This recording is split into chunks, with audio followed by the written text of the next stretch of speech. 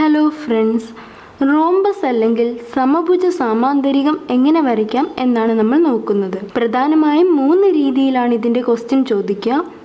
ഒന്നാമത്തേത് ഡയഗണൽസ്, അതായത് വികർണം 2 എണ്ണവും തന്നിട്ടുണ്ട്. എങ്ങനെ വരയ്ക്കാം?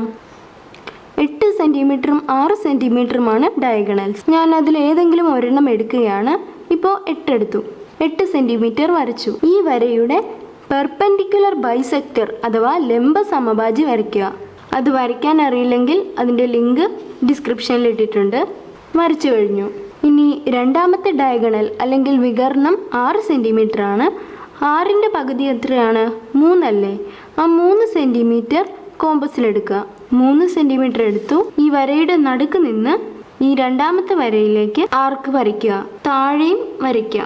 ഈ പോയിന്റിൽ നിന്ന് ഇങ്ങോട്ടും ഇവിടെ നിന്ന് ഇങ്ങോട്ടും ജോയിൻ ചെയ്യുക. അതുപോലെ ഇവിടെ നിന്ന് ഇങ്ങോട്ടും ഇവിടെ നിന്ന് ഇങ്ങോട്ടും. ഞാൻ വരച്ചപ്പോൾ ഇത്തിരി പോയിന്റ് മാറിപ്പോയിട്ടുണ്ട്. കൃത്യമായിട്ട് തന്നെ വരയ്ക്കണം. നമുക്കറിയാം ഈ വര മുഴുവൻ 8 സെൻറ്റിമീറ്റർ ആയിരുന്നു.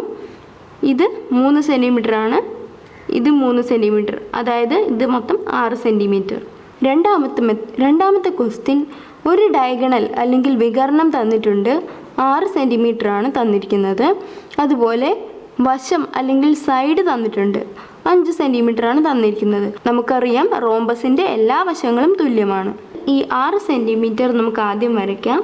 5 സെൻറ്റിമീറ്റർ കോമ്പസിലെടുക്കാം. ഈ വരയുടെ 2 അറ്റത്തു നിന്നും ആർക്ക് വരയ്ക്കാം, താഴേക്കും വരയ്ക്കാം. ഇനി ഇതെല്ലാം ജോയിൻ ചെയ്താൽ മതിയാകും. ഇനി മൂന്നാമത്തെ ക്വസ്റ്റ്യൻ, വശം അല്ലെങ്കിൽ സൈഡ് തന്നിട്ടുണ്ട്. 5 സെൻറ്റിമീറ്റർ ആണ്. ഒരു ആംഗിൾ അല്ലെങ്കിൽ കോൺ തന്നിട്ടുണ്ട്. 30 ഡിഗ്രിയാണ് തന്നിരിക്കുന്നത്.